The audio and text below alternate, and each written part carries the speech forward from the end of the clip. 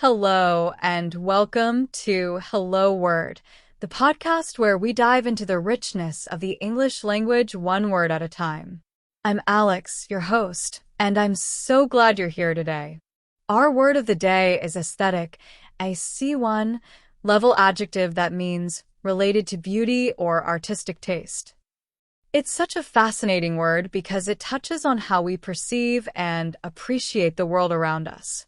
Aesthetic is often used to describe things that are visually pleasing or have a sense of artistic beauty.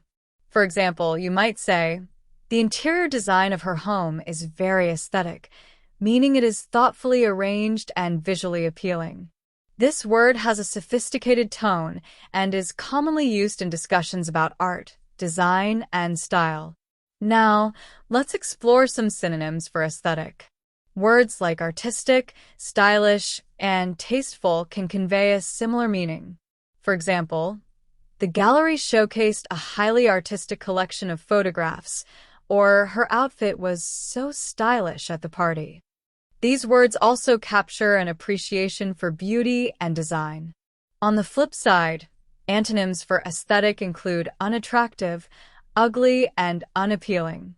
You could say, the dilapidated building was completely unattractive, or that color combination is quite unappealing.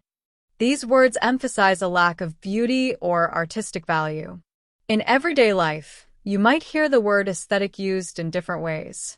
For instance, on social media, people often talk about having a certain aesthetic for their profile or photos, referring to a cohesive style or a theme.